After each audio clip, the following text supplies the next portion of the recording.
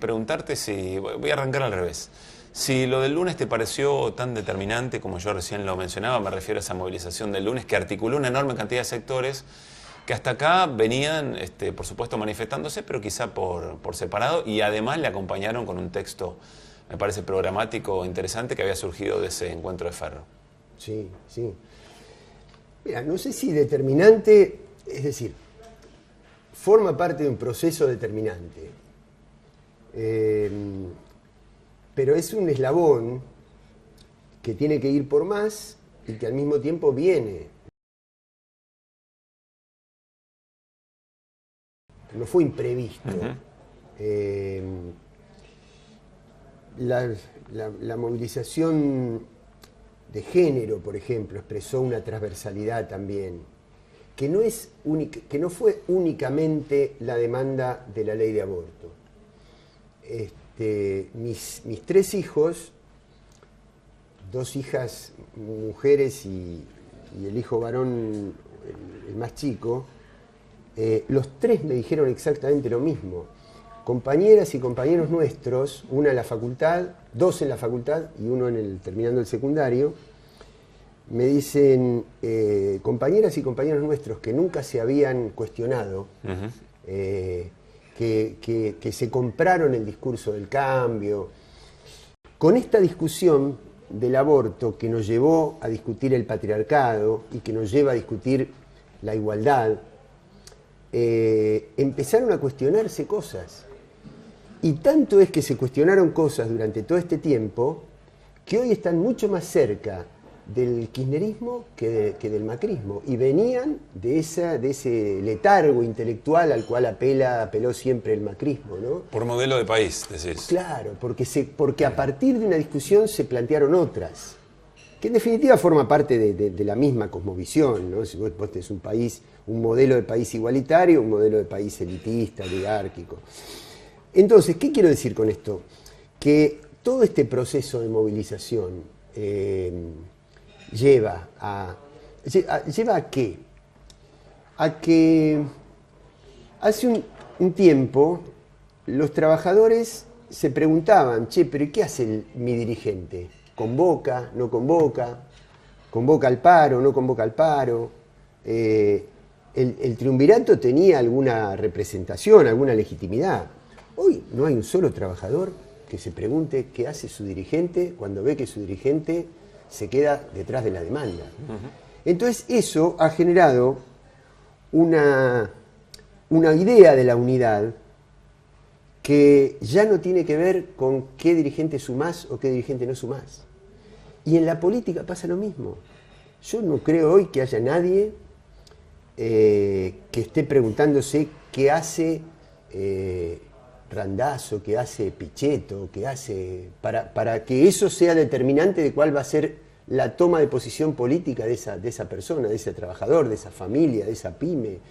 Es decir, la agresión ha sido tan fuerte que ellos mismos se han encargado, el mismo proyecto, la misma ferocidad del proyecto, se ha encargado de construir una unidad nuestra a partir del nivel de agresión y no del posicionamiento de ciertos dirigentes.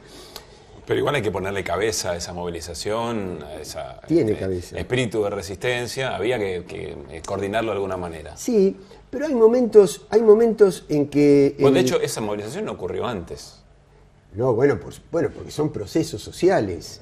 Es decir, uno, como dirigente político, que tenés que estar informado, tenés que tomar posición, y que al mismo tiempo tenés alguna experiencia acumulada detrás, vos sabés cuál va a ser la tendencia. Vos sabés hacia dónde va un modelo. Lo que no sabés es el ritmo, no sabés el momento, no sabés la forma que va a tomar el desenlace, el punto de quiebre. No sabés cuándo va a ser el punto de quiebre. Pero sí sabés que vas a un punto de quiebre. Y mientras tanto tenés que ser coherente de ir construyendo para que cuando llegue ese punto de quiebre, después de todo un proceso de acumulación social, vos tengas capacidad para conducirlo. Desde luego que tiene que haber esa conducción, pero yo creo que la tenemos, y que no solo la tenemos sería muy fácil para mí o muy retórico plantear que es en Cristina. Sí, es Cristina, pero es además todo lo que todos nosotros hacemos y decimos y representamos, que indirectamente estamos hablando por el líder, digamos, o por la líder. En este Pero me parece caso, que Cristina nunca ¿no? estuvo en cuestión. Lo que estuvo en cuestión era por qué dirigentes intermedios no lograban terminar de articular por fuera de la defensa de su propio sector, sobre todo dirigentes sindicales. Pero Pablo, pero eso es más viejo que el sol. Eso es más. Cada vez que tuviste un gobierno oligárquico, ya fuera la década conservadora o las dictaduras, o el menemismo, o ahora el macrismo, siempre vas a tener una parte de la dirigencia sindical colaboracionista. Fíjate que no es casual. ¿Cuándo se dividió la CGT en dos partes? No en algún sector, con un matiz, con otro, pero todo yendo en favor de la paritaria, todo yendo en favor del salario, de la conquista, del derecho, no. ¿Cuándo se dividió? En un sector colaboracionista y en un sector combativo, coherente, consecuente. En los gobiernos siempre tuviste esto. Siempre hubo. Porque... Pero nunca pasás de la misma manera por el mismo lugar. De hecho, hace muy poco que vos tenés la posibilidad de comparar dos proyectos de país distintos. Y perdóname, yo entiendo la necesidad de resaltar lo importante de todo lo que pasó. Pero al mismo tiempo tengo un reflejo de decir, muchachos, ¿por qué no entendieron? Si ustedes sabían que Mauricio era Macri, ¿por qué efectivamente no se posicionaron de la misma manera 2016, 2017? Y yo estoy convencido que una enorme cantidad de daños se podría haber frenado. Pero bueno, primero, yo coincido con eso, Pablo. Lo que digo es que no es que no coincida con lo que vos decís, lo que digo es que es casi inevitable que haya dirigentes colaboracionistas en lo sindical, en lo social lo mismo, los movimientos sociales, que por algo se fueron partiendo ahora. ¿Por qué? Porque fueron tomando conciencia, fueron adquiriendo conciencia que lo reivindicativo no puede estar por fuera de lo político. Nosotros tuvimos dirigentes que pusieron diputados en nuestras listas. El movimiento Evita, oficial, no lo que se partió y se quedó de este lado, pero lo oficial, tuvo muchos diputados, tuvo dirigentes, tuvo secretarios de Estado. Emilio era secretario de Estado de Agricultura Familiar en el gobierno nuestro. Emilio Pérsico. Y después terminó diciendo, lo importante es el plato de comida para la familia. ¿Qué te da a pensar? ¿Que yo pienso que no es importante eso? No, ¿cómo voy a pensar que esa familia no tiene que tener un plato de comida? Lo que estoy diciendo es que si vos sos un dirigente reivindicativo, si vos sos un dirigente únicamente reivindicativo, vos necesitas la reivindicación concreta sin saber quién te lo da, sin interesar quién te lo da.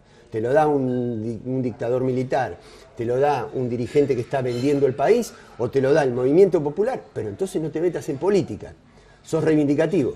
Pero si vos sos un movimiento político, no podés escindir la reivindicación social concreta del modelo político. Y hoy hay muchos dirigentes sociales que están viendo que era preferible discutir dentro de otro modelo político, aun cuando le tuvieran que discutir, y aun cuando volvamos, vamos a seguir discutiendo, pero es preferible discutir en este andarivel y no en este, porque este es el desastre. Pero la conclusión del anterior es la siguiente.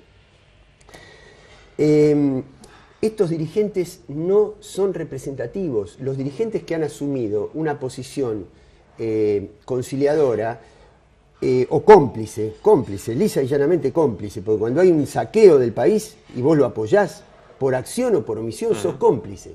Es decir, te lo llevo al terreno de la política. Los legisladores que el primer día, como legislación marco del macrismo, votaron derogar la ley Cerrojo, es decir, volver al sistema financiero internacional y negociar con los fondos buitre, ¿no sabían que eso abría las compuertas de una política de saqueo? ¿No sabían que de la mano de eso venía la apertura económica, la fuga de capitales, el que todo el mundo pudiera sacar cientos de millones de dólares? Y ahora dicen que son opositores. Bueno, pero hoy yo creo que las bases se han dado cuenta de eso. Termino con esto. El otro día estuve en un programa de televisión donde había dos encuestadores, ¿no? Los dos trabajan, y van a trabajar y vas a ver que los titulares todos los días nos van a machacar ahora con que vaya creciendo el movimiento nacional por el desarrollo. Esta cuestión de esto que representa Duhalde, no necesariamente él como figura o Labaña como figura, sino el concepto, ¿no? El concepto, que es darle menos cabida al sistema financiero internacional y trasladarlo al esquema de la oligarquía interna, digamos, sociedad rural, Cámara Argentina de la Construcción, Unión Industrial concentrada, sin pymes. Bueno, todo eso tiene el mismo modelo de sociedad, pero en lugar de apoyarse únicamente en la fuga de capital financiero, en las exportaciones, en la concentración de la soja, en el país primario, sin empleo, sin industria. Entonces, van a ir con el macrismo hasta que el macrismo se desmadre. Cuando se desmadre van a construir esta alternativa. Estos encuestadores trabajaban para eso. Entonces, fíjate la trampa que hacen. Aragón, concretamente, dice, miren, yo tengo acá que hay un 60% que no votaría a Macri y hay un 50% que no votaría a Cristina. Y no hay tal porcentaje que no votaría a Urtubey o a Massa. Quiere decir que el tipo te construye la trampa intelectual de decirte, ahora, cuando vos ves cuántos votos tiene Macri, cuántos tiene Cristina y cuántos tiene Urtubey, vos te das cuenta que es el que pierde de ahí, el que no representa nada. Sin embargo, intelectualmente, ellos ¿qué van a trabajar? En que el que la gente menos quiere votar es el que más va a votar. Bueno, nosotros tenemos que ser lo suficientemente claros, inteligentes, para denunciar esto, para desbaratarlo antes de que empiece y advertirle a la gente que van a trabajar todos los días, a medida que se vaya hundiendo el macrismo, que se va a hundir indefectiblemente, indefectiblemente, porque este modelo macroeconómicamente no se puede sostener, socialmente no se puede sostener, se cae. Lo que el poder no va a tolerar es que se caiga este modelo y que Cristina quede en pie. Y van a tener que construir esa otra alternativa en el medio. A ver, ¿no? vos sabés que cada vez que se habla de algún espacio político que logre articular esa convocatoria al diálogo, y ahí aparecen un montón de sectores, siempre aparecen estas convocatorias cuando la crisis es evidente y cuando parece que la gobernabilidad trastabilla y las instituciones ya no dan para más, digamos, ¿no? Pero siempre se construye ese llamado al diálogo como si se quisiera cristalizar, digamos, el modelo de sociedad post-trabajo sucio que hace el neoliberalismo, digamos, ¿no? ¿A esto te referís? Absolutamente. Okay. Es justamente eso, o sea, toda la pérdida del poder adquisitivo, claro, haber desbaratado las jubilaciones, haber desmantelado el Estado, esa es como estructura el nuevo escalafón social, convierte a la Argentina en Chile. Es decir, ¿tenés un país más ordenado, menos caótico en Chile? Sí, por supuesto. ¿Por qué? Porque la educación es privada, porque es un país agroexportador, porque el 95% de las relaciones de trabajo están gobernadas por el sector empresario y no hay paritarias. Entonces ahí, ¿qué necesidad tiene la oligarquía de entrar en conflicto, de generar una grieta?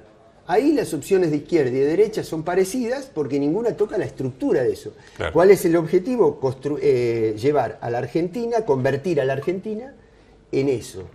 ¿Y cuál es el desafío nuestro? Impedirlo. Hay una disputa muy clara. La foto Pichetto-Urtubey, Schiaretti y Massa, ¿representa esto? Absolutamente, claro que representa eso. Pero es en el terreno de la dirigencia, de la superestructura, no en la base. La otra cosa que me decían estos encuestadores en el programa, que yo no los enfrenté al aire porque yo estaba para otra cosa, pero no me parecía medio inútil, pero después sí le dije, está claro para quien ustedes trabajan y está claro que ellos te plantean que hay un escenario de 3 tercios. Mentira, no hay un escenario de 3 tercios, hay un escenario de 2 modelos. Hoy, a ver, hace un año, Pablo, y a vos te consta porque lo hemos hablado, la idea de la unidad, la idea de la construcción de mayorías estaba más asociada a qué dirigente viene y qué dirigente no viene.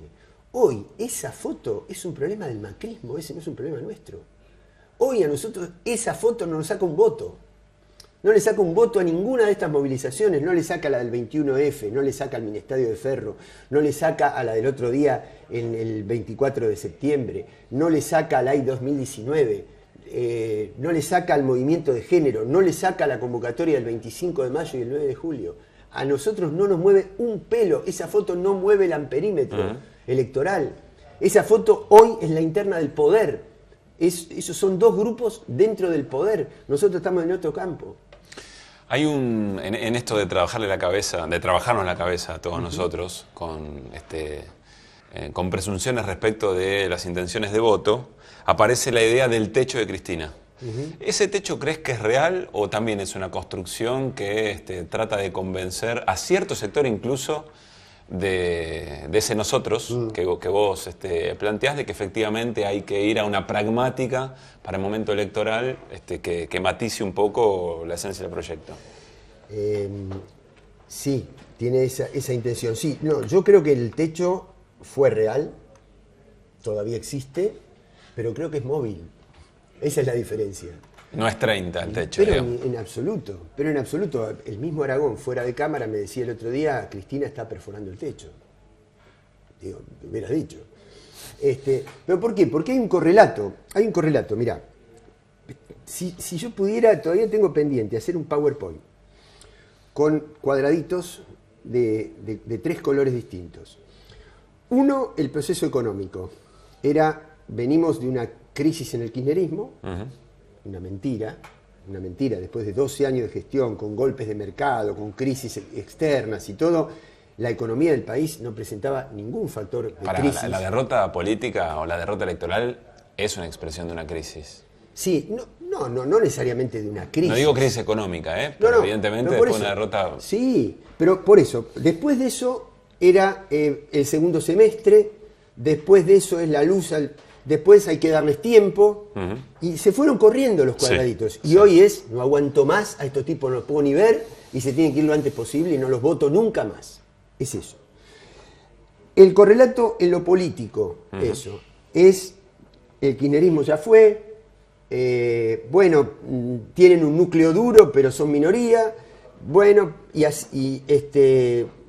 pero ¿qué querés si fueron ellos los que robaron? Y así. Y eso también se va desplazando y va perforando el techo. Y el tercer orden de cuadraditos son los niveles de odio a Cristina. Es decir, eso también se va desplazando. Y hay muchísima gente que pasó de la esperanza en el cambio a no lo soporto más. Eso proyectado al odio a Cristina es, ¿de qué me sirvió? ¿No será que así como me hicieron creer que ellos eran el cambio, así como me hicieron creer que el kirchnerismo se había robado todo, y así como me hicieron creer que yo que el centro de mi vida política era odiar a Cristina, y hoy me convenzo de que en estos otros dos niveles era distinta la cosa, era contraria, ¿no será que no la tengo que odiar tanto a Cristina? No la voy a querer tanto, es un poco soberbia, no me gustan algunos modales, lo que sea. También está la variante, la voto y no le cuento a nadie.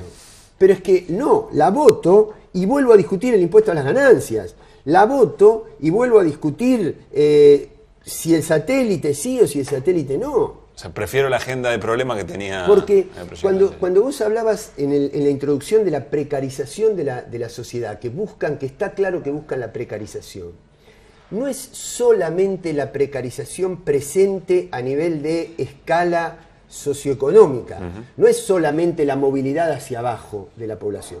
Cuando una población se moviliza socialmente hacia abajo, es decir, decrece su capacidad económica, se desestructura también en el otro nivel de demandas. Es decir, no es solamente quiero una sociedad que gane poco en dólares, o que gane poco o que no pueda tener auto. O no es solo eso, es una sociedad que va cayendo en ese nivel, empieza a preocuparse por esas cosas y se desentiende que le vendan las tierras en la Patagonia. Claro. Se desentiende de que le negocien vaca muerta. Se desentiende del acuífero, pasan a ser cuestiones abstractas.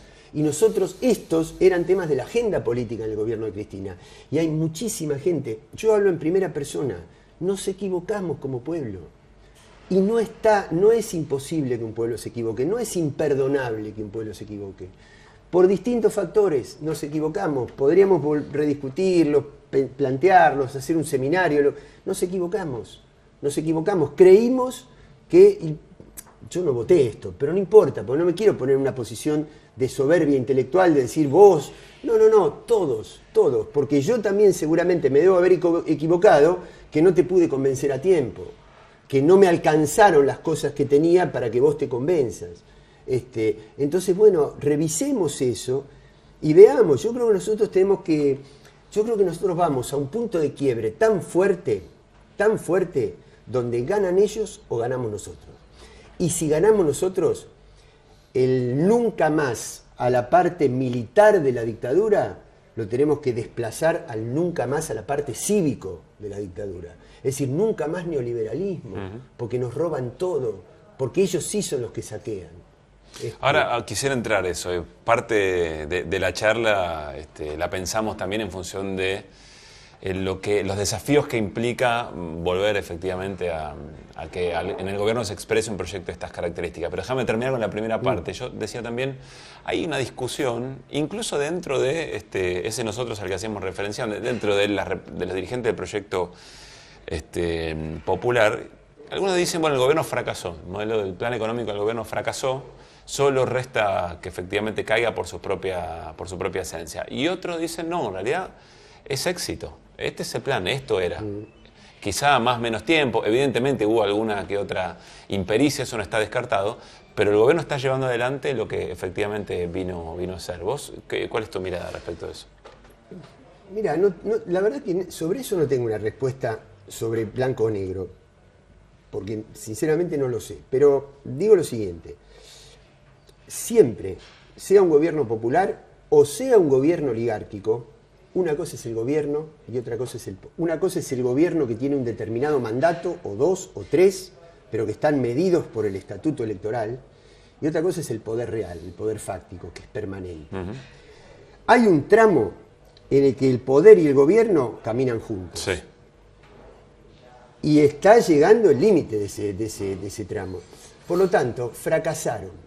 ¿En qué términos? En el término, por ejemplo, del prestigio social de algunos dirigentes, de algunos funcionarios, que seguramente les va a costar mucho volver a ser funcionarios alguna vez. El desprestigio social, la bronca de la gente, todo eso. En eso fracasaron.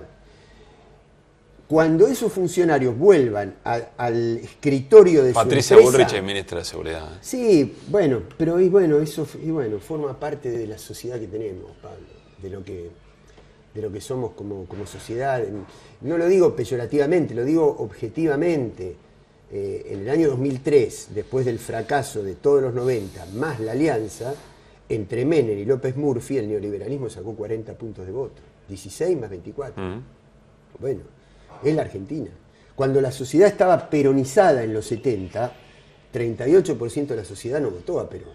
Efectivamente, un poder permanente, una alianza, si vos querés, con, en todo caso, el poder de gobierno o la representación política, efectivamente, de esos intereses, pero que en algún momento eso se desacopla y ahí sí ves un fracaso del gobierno. Claro, ahí es donde veo un fracaso. Es decir, yo no creo que fuera la intención original de Macri que la gente piense de él lo que está pensando hoy. Entonces, desde ese punto de vista, un fracaso. Ahora, desde el punto de vista del proyecto del poder, era lo que necesitaban, que era vía libre para ingresar capital especulativo, engrosar la ganancia, la tasa de ganancia y volvérselo a llevar. Desde ese punto de vista es un éxito. Por eso el poder permanente encontró la alternativa Macri durante un tiempo. Cuando se agota esa alternativa Macri, el poder permanente sigue y va a utilizar otras herramientas. ¿Eso ya está ocurriendo? ¿Eso ya lo ves? ¿O en qué episodios lo ves? Posicionamientos de Clarín, lo que está pasando con Techín. Sí, claro. Yo creo que hay una intención. Es decir, cuando el país...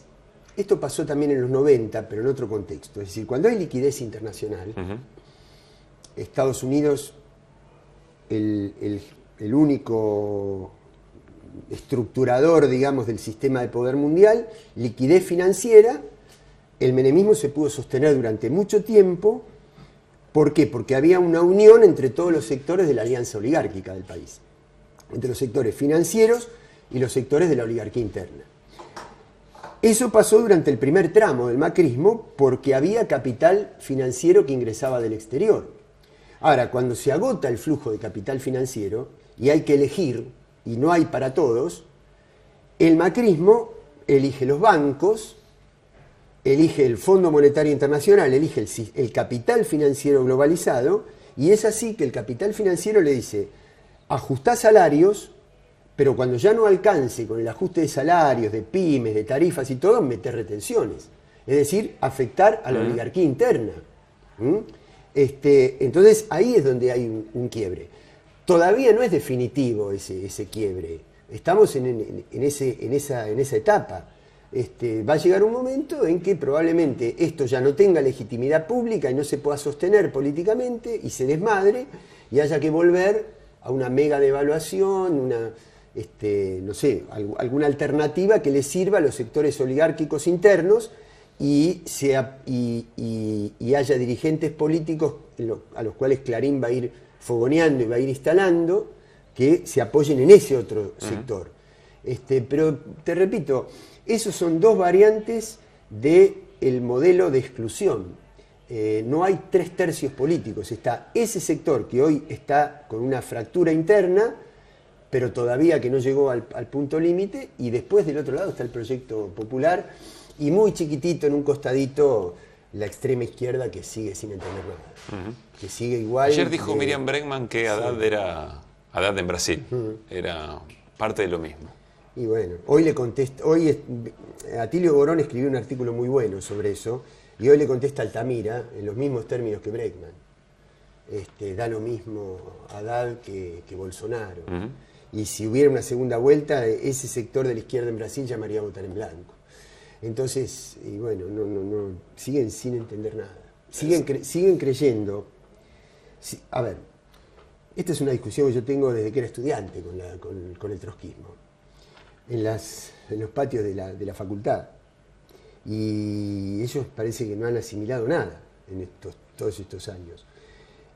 Una lástima, porque si yo tengo una matriz de formación intelectual política de marxista. Yo me eduqué en la Universidad de La Plata en los años 70 con una matriz muy fuerte, además fui al Colegio Nacional, que es una especie de réplica en chiquito del Nacional Buenos Aires para el sistema de La Plata. Yo tengo esa matriz.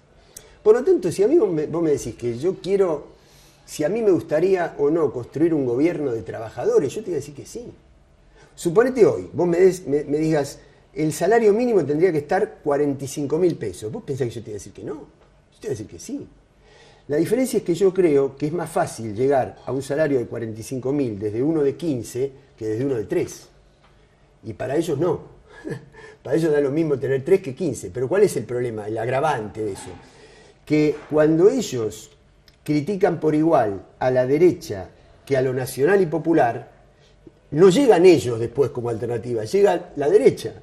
Ese es el problema. Terminan siendo más funcionales a la derecha. Era una discusión sin irme a los extremos. Yo la tenía con Claudio Lozano en el Parlamento, eso. Le digo, pero Claudio, está bien, vos siempre harías las cosas mejor. Yo creo que pocas personas harían las cosas tan perfectas como vos. Y nosotros, viste, que fallamos, no somos tan perfectos. Ponele que vos me convenciste, yo estoy de acuerdo con vos, que yo lo haría como vos. Ahora el problema es que si vos eso, en lugar de decírmelo desde adentro y fortalecer lo nuestro, lo de todos, la hacés por la propia, me desgastás a mí y no llegás vos, llega la derecha. Vos no sos la alternativa de esto, es la derecha. Entonces, engrosá este campo, hacé las críticas que tenga que hacer desde adentro y vamos juntos, acumulemos fuerza real, poder político real y cada vez vamos a estar más cerca de lo que vos decís. Pero si vos me criticás a mí, me debilitás a mí, de la misma manera que debilitas a los que todavía hoy lo siguen diciendo. Sí, el Macri es feo, pero miren que yo no soy kirchnerista, ¿eh? Digo, flaco, déjate de jorobar. Siempre hay un pero después de la crítica del macrismo. Acá es o la oligarquía o el campo popular. Sumate al campo popular. Y eso mismo vale para la izquierda, pero bueno. Y hubo sectores de izquierda que sí se dieron cuenta de eso. Yo me acuerdo, hay una novela de Feynman, Elogio de algo es. de la insolencia, no me acuerdo, una de las últimas, que es un diálogo ficticio entre John William Cook y el Che Guevara, ¿no? En los años 50. Y entonces Cook le dice al Che, mirá, Che, yo estoy de acuerdo con vos, vos querés que haya un gobierno de trabajadores, pero resulta que los trabajadores quieren que haya un gobierno peronista. Bueno, esas son las opciones que hay en el país. No hay, lo mismo que el progresismo liberal, no es una opción de poder. Y en política tenés que ser opción de poder. Yo te lo digo porque yo vengo de esa matriz, Yo vengo de esa matriz.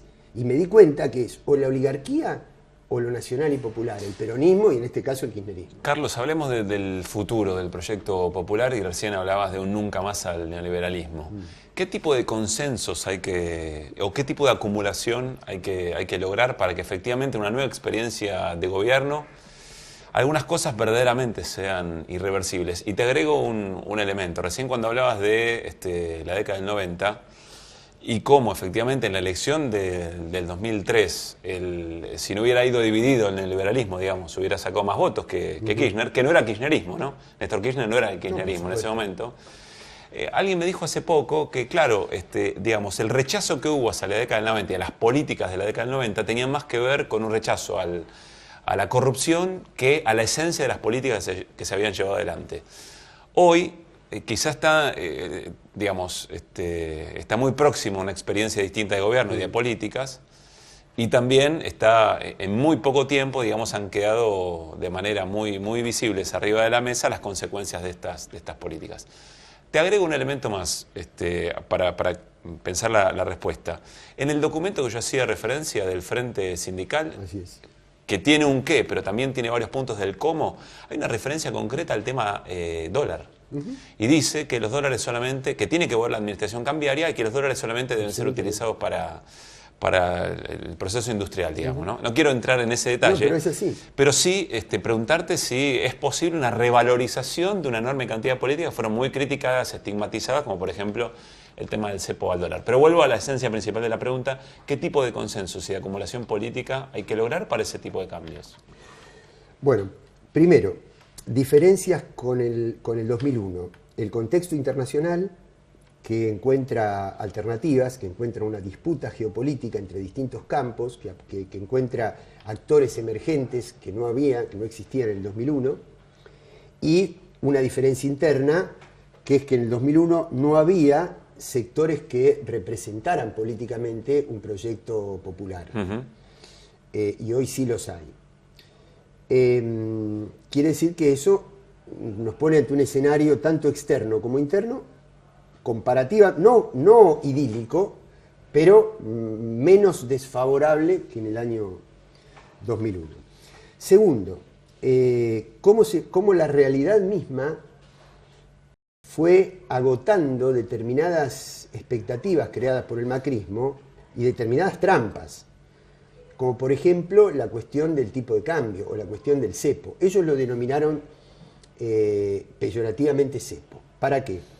Para crear mal humor en la clase media, que es no es la que se fuga los dólares en términos más significativos, no son los grandes volúmenes, Los grandes volúmenes es la capitalización de los grandes grupos. Es decir, cuando vos ves hoy cómo se compone la compra de dólares para atesoramiento, ves que el 80% de esos sectores que compran dólares compran más de 2 millones de dólares. Eso no es la clase media. Eso no es el el laburante que consiguió $100 para ahorrar pesos por $100 y se compra un dólar porque no confía en el peso. No, pero eso pegó sí en el deseo de adquisición de ciertos bienes para los cuales se necesitaba. Por supuesto. Pero ya tuvo que tener salario para adquirir eso. Claro.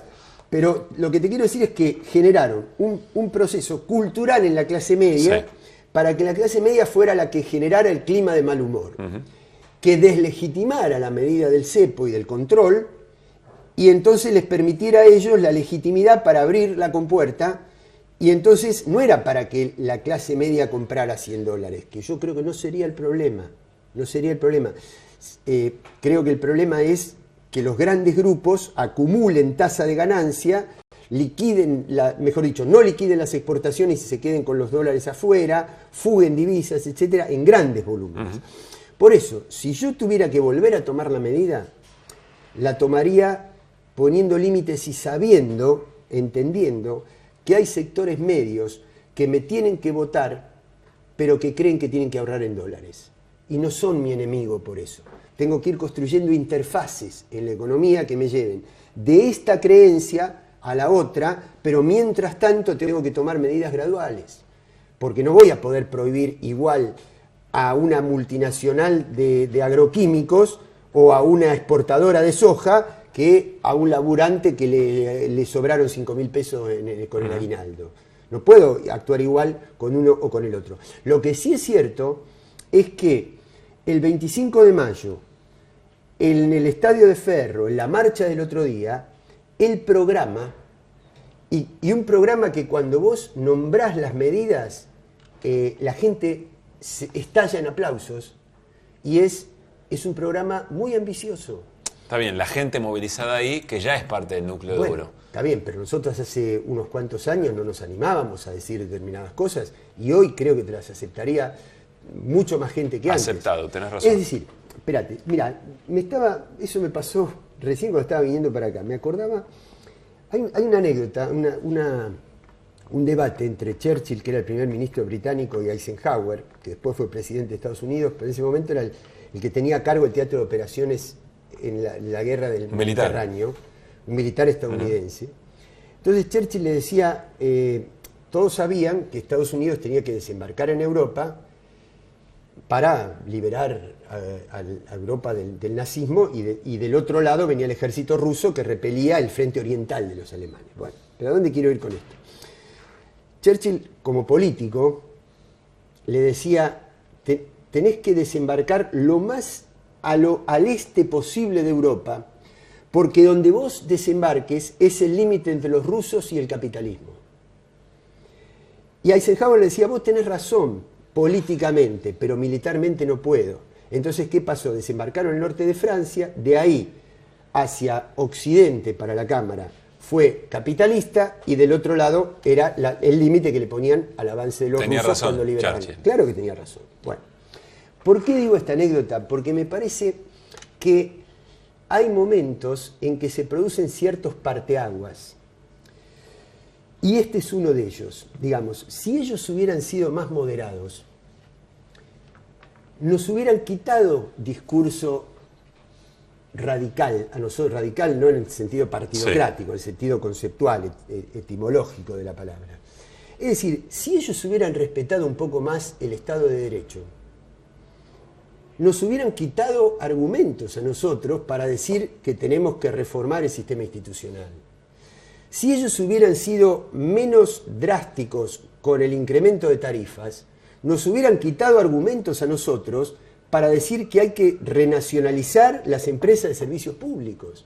Si esos hubieran sido menos severos en la fuga de dólares, nos hubieran quitado discurso para decir tenemos que poner de nuevo el control de cambios, con estas características que no todos la comparten, pero es lo que yo creo. Entonces, la radicalidad de ellos fue la que nos llevó a nosotros a hacer un planteo que para salir de eso no se puede salir con medias tintas. Y hoy creo que vos me decís, esto lo están discutiendo en los barrios humildes. No, en los barrios humildes están discutiendo cómo se cuelgan de la luz porque se la cortaron. Se hace eso.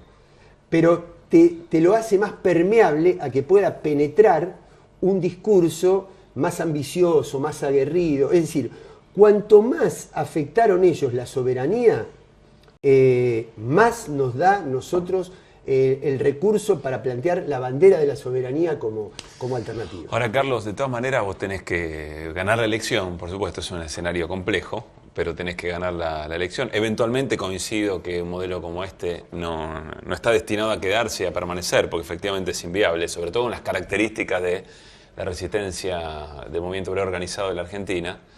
Pero después, cuando llegás, tenés que meterte con tipos que son verdaderamente grosos. Evidentemente no puedes eludir la reforma del Poder Judicial. Uh-huh.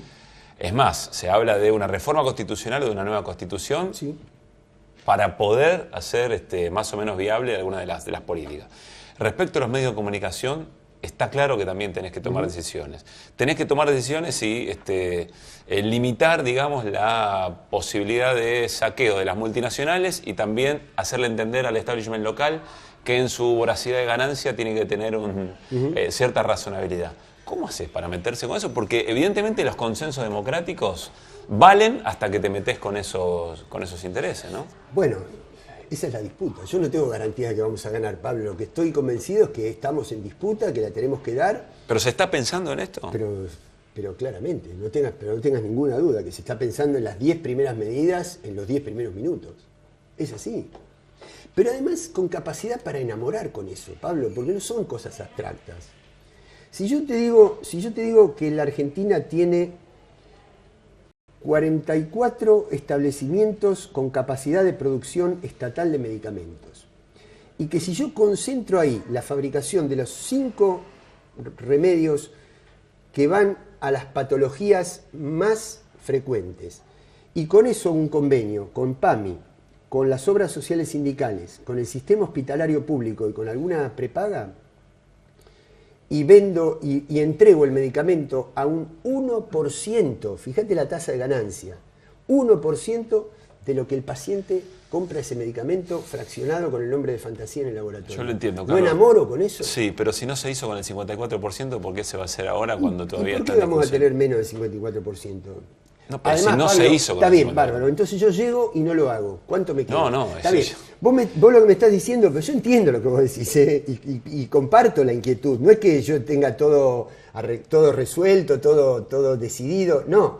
Yo lo que digo es, eso que vos me decís tiene 2 respuestas. Si llego, lo hago, o si llego, no lo hago. ¿Qué gano no haciéndolo? No, está bien. ¿Qué hago? Para eso está que bien, vengan pero ellos. si vos me pones en ese lugar, no me estás dando lugar a una crítica muy concreta, que es que, a ver, una enorme cantidad de decisiones se tomaron durante el gobierno anterior que no fueron planificadas. El gobierno se encontró con situaciones y salió siempre para el lado de los intereses de las grandes mayorías, eso está claro. Ahora, la estatización de YPF llegó tarde, cuando se intentó hacer una política de genéricos, por alguna razón efectivamente quedó a mitad de camino. Respecto de los servicios de inteligencia del Poder Judicial, también cuando se vio acorralado, cuando ya no le respondían, es decir, hay una enorme cantidad de cosas que ahora tenés la posibilidad de repensar. Mejores. Está bien, pero tenés que generar los consensos para que eso sea posible. Pero ¿no? es que yo creo que Y acumulación de poder. Bueno, pero es que yo creo que ya el hecho de llegar es porque llegás porque hay un consenso. Y porque yo creo que los consensos tienen que ver con esto que hablábamos antes. La propia desmesura de ellos es la que justifica la radicalidad nuestra y la masividad de esa radicalidad. Es decir, los programas... A ver, nosotros fuimos volviendo a los derechos de la ley de contrato de trabajo en sucesivos proyectos de ley, casi todos presentados por la inspiración de Recalde en la Cámara, en el Poder Legislativo. Hoy el programa es el de Huerta Grande y el de La Falda. Es decir, hay un retorno a la claridad de los objetivos y a la radicalidad del programa. Pero explica yo no digo, qué es Huerta Grande y a qué te referís con La Falda. Y las dos grandes, la formación de la CGT de los argentinos, primero el programa de la Resistencia y después el programa de la CGT de los argentinos en el año 68, plena lucha contra la dictadura de Onganía, donde el dirigente sindical más popular, digamos, el Pichetto o el Acuña de aquel momento era Bandor. A eso me refiero. No quiero entrar ahí en sobre quién se recostó después el peronismo que continuó, pero es una discusión interesante. Perón el 1 de mayo del 74 agrede a la juventud peronista y se sostiene en la dirigencia sindical. Pero yo creo que la memoria histórica de los pueblos no se construye con la crónica de un día, se construye con un proceso. Y lo que el peronismo no es lo que pasó ese día, es lo que pasó en la historia. Y en la historia el peronismo es la dignidad, el peronismo es la fuerza arrolladora de las masas. Por eso es que estos dirigentes no son peronistas. Yo me siento peronista en el sentido de la independencia económica, la justicia social, la soberanía política, el movimiento nacional y popular, en el cual estuve siempre, aun cuando estuve en otra fuerza política. Pero el justicialismo, me da un poco de pudor, pero no hablo del justicialismo como partido, que no es el que yo integro, no hablo en ese sentido, hablo del peronismo. Aunque vos te digas peronista, aunque vos imprimas una remera grandota y tengas una bandera en el balcón de tu casa, que diga yo soy peronista, y no sos insolente frente al poder, no te insubordinás frente al poder, no sos peronista. Entonces, ¿por qué? Porque es un rasgo de identidad, está en la naturaleza. Entonces, cuando vos no cumplís un rasgo de identidad que está en el ADN, no sos eso. Entonces Pichetto podrá decir lo que quiera, y Clarín podrá decir lo que quiera de Pichetto, de Mas. ¿Cuál es la estrategia ahora del masismo? Una estrategia legislativa más vieja que el sol, que es, me dan un proyecto horrible donde me dicen que el dragón me va a comer entero, y yo le digo, logré que no me coma entero, que me deje una pierna sin comer. Y entonces, por ese compromiso de que logré dejar una pierna a salvo, que es lo mismo, pues te matan igual, tengo que votar que sí. Entonces digo, es horrible, me amenazaron con comerme, pero como no me comieron todo y yo pude lograr que no me comieran un pedacito, son los retoques que algunos legisladores de algunas provincias o del masismo le quieren hacer el presupuesto para votar. Bueno, eso es votar lo que el gobierno del Fondo Monetario, eso es votar la entrega de la soberanía institucional del país. Bueno, eso es no ser peronista. Lisa y llanamente, que me perdonen si es que creen que me meto en una fuerza a la que no pertenezco, pero sí, me siento que pertenezco al peronismo, no pertenezco al PJ, que es otra cosa. Carlos, el domingo hay elecciones en Brasil. ¿Qué tan importante es? Es un poco obvia la pregunta, pero ¿qué tan importante es esa elección y de qué manera y por qué? Es determinante, es determinante. Determinante, nunca en política hay nada determinante en el sentido de que nunca me voy a dar por vencido, ni aún si perdiéramos en Brasil. Pero, ¿por qué? Porque está México, porque está Colombia, porque hay otras alternativas. Pero, indudablemente, una ratificación de un gobierno, y encima ni siquiera, digamos, sería un gobierno todavía más extremadamente antipopular que lo que es el propio gobierno de Temer, porque las cosas de Bolsonaro ya son tremendas. Pero vos fíjate cómo esta cuestión de Brasil me permite de alguna manera responder implícitamente a alguna de las preguntas anteriores. Cuando lo ponen preso a Lula, no fue imponente la movilización en Brasil, por distintas razones, porque hay una historia, porque tienen una tradición, porque el propio PT se encargó de desmovilizar parte de su estructura sindical, de su estructura social, por una cantidad de cosas. Y sin embargo lo habían puesto preso a Lula. Aparece Bolsonaro y hay una movilización transversal de género muchísimo más masiva, más multitudinaria que cuando Lula lo pusieron preso. Quiere decir que hay cuestiones que movilizan, que sensibilizan a la sociedad más que otras, pero que forman parte de una construcción política. Es decir, ese no de las mujeres a Bolsonaro, a la homofobia de Bolsonaro, a este odio a la mujer, el desprecio a la mujer, etc. Si tienen que canalizar de alguna manera políticamente, van a canalizar en un voto a Haddad. Es decir, cómo las construcciones políticas a veces no se dan todas al mismo tiempo, no se dan en la magnitud que uno esperaba, pero cuando uno sigue un rumbo y conduce políticamente, llega el momento en que se cruzan con el punto de quiebre a nivel social y ahí se produce la condensación. Ahora, Carlos, a ver, un elemento interesante para ver el domingo es la capacidad de traslado, intención de voto de Lula hacia Haddad.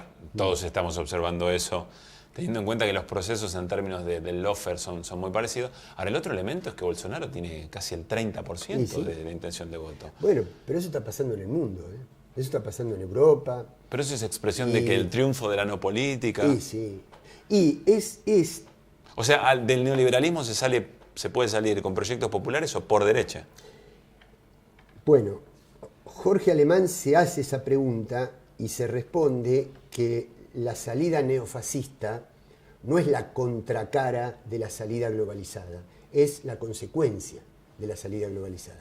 Es decir, te estrangularon tanto con la salida de la globalización, te excluyeron tanto que vos te refugiás en el individualismo, en la homofobia, en la xenofobia, en el desprecio al extranjero y todo eso. Ahora, tanto una como otra, una por una cuestión de exclusión económica, la otra por racismo, las dos niegan la política, las dos niegan la integración, las dos niegan la democracia, la articulación, la conversación, en el mejor sentido de la palabra. Entonces, una y otra forman parte de un mismo proceso. Y del otro lado está la salida democrática, profundamente popular. Por eso es tan importante que nosotros construyamos esto en la Argentina, la recuperación del proyecto nacional y popular. Porque si no lo conducimos nosotros, yo no descarto que mañana, frente a una situación caótica, la salida sea la apelación al orden. Nosotros no estamos en un proceso igual que el de Brasil.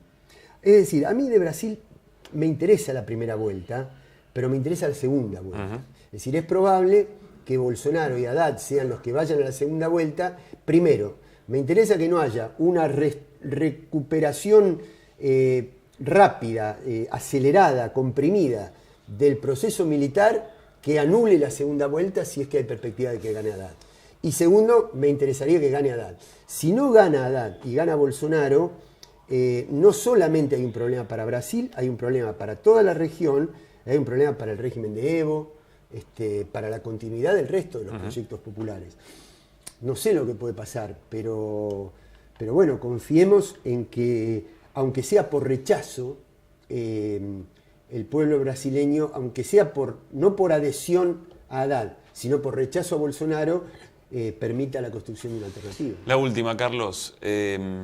Si Cristina no es proscripta o Cristina no es encarcelada, y todo esto está dentro del imaginario de lo posible, digamos, ¿no? ¿Crees que puede no ser candidata?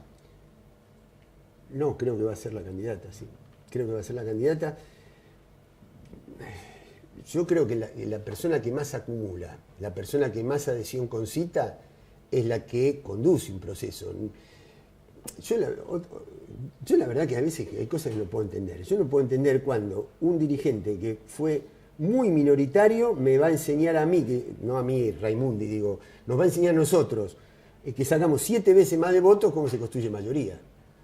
Me parece que en general es, aunque no represente el todo, si representa la parte más importante del todo, debería ser la que conduce. Sí, pero también agrego, dentro de los dirigentes, que efectivamente ya están casi lanzados a una candidatura, no se me ocurre que Cristina, con posibilidad real de ser candidata y participar, pueda permitir que un dirigente de su mismo partido tenga sí, pero en general los dirigentes del partido, los que son verdaderamente dirigentes que se sienten identificados con el kirchnerismo, no le disputarían. No digo por la disputa, digo porque quizá ella tiene todo el derecho a no tener ganas de ser candidata, digamos. Sí, pero yo creo que sí. Yo no sé, yo no estoy en el cuero de ella, pero no sé por qué intuyo que Cristina ya no se pertenece. Es como Milagro Sala no se pertenece a sí misma, Eve no se pertenece a sí misma. Eve es historia. Y cuando vos sos historia, tenés que hacer lo que te dice la historia, no lo que te dice tu nieto. Con todo el respeto por los nietos, digamos, que todavía no tengo. Pero no, me refiero que sí, que yo creo que va a ser la candidata. Yo creo que igual tiene que ser una construcción que represente a los sectores sindicales arrepentidos, que se represente a los sectores territoriales del interior del país, que no son iguales que nosotros, pero que son compatibles con nosotros y que iríamos en un mismo rumbo, aun cuando después tengamos cosas que discutir adentro. Pero creo que sí, que la persona es Cristina. Creo que el poder, esto ya es una especulación pura, ¿no? Pero ¿qué es lo que imagino yo con mi mirada estructuralista de la realidad y de la política? Si el macrismo no cae, Cristina probablemente no vaya presa porque en el imaginario de ellos debe estar, sigamos confrontando con Cristina, que nos conviene. Ahora, si el macrismo cae, el poder no va a permitir que el macrismo caiga y que Cristina quede en pie. Entonces ahí van a acelerar el proceso judicial. Si cae, ¿te referís a que no pueda completar su mandato? Sí. ¿Crees que es un escenario posible? Eso yo no lo puedo decir. Miren, primero, yo poder de destitución de un gobierno no tengo. Segundo, yo me siento más fuerte si hay elecciones Así que voluntad conspirativa no tengo. No es eso. Lo que digo es que hay un proceso que tiene un final inexorable. ¿Cuándo va a ser exactamente? No lo sé. Bien. Porque el macrismo dice que consiguió los fondos como para no caer en default antes de la elección. Yo lo dejo en signo de interrogación eso. Ahora, lo de Cristina es muy sencillo, no hay un problema, es decir, no hay ningún impedimento jurídico, porque a esta gente le interesa un bledo lo jurídico. Si la tiene que detener, la va a detener como detuvieron a Lula. Lula, el dirigente más votado por Occidente, y un juez dice, me parece que, Tengo aunque él toda diga la que no, convicción. es el dueño de un departamento y está preso y no puede ir a la elección. Así que el problema no es jurídico, es político. Y así como el problema es político, si a Cristina la amenazan a nivel judicial hasta ese punto, hay dos opciones. Si salimos 500, va presa. Si salimos 5 millones y en lugar de un 17 de octubre hay un 540.000 de octubre, no va presa. Así de simple. Esa es la disputa. O ellos o nosotros en la calle. No tenemos otro capital. No hay otro capital. No hay otro capital. Y Brasil se está dando cuenta que la salida está en la calle. Porque la calle reinstitucionaliza la democracia, redemocratiza el proceso. No es destituyente la calle, al contrario, es reinstituyente. Cuando ellos violaron todo, el único espacio que te queda es la calle. Y ahí reinstitucionalizás y redemocratizás la democracia. No hay otra. Salimos 500, va en cana. Salimos 5 millones y no dejamos nada más que botellita de agua mineral cuando volvemos a casa. Hacemos todo lo que haya que hacer, Cristina es nuevamente presidenta. Carlos, siempre un gusto escucharte. Igualmente. Que estés bien. Bueno, hasta aquí llegamos con Kilómetro Cero de hoy. Nos despedimos hasta dentro de 15 días, pero recuerden, mañana marchan las madres, otro jueves, 3:30 de la tarde, como cada uno de los jueves que nos separan de este hoy a 1977, aquel 30 de abril. Y por supuesto, está hecha la invitación. Que tengan buena jornada, que pasen bien. Chao.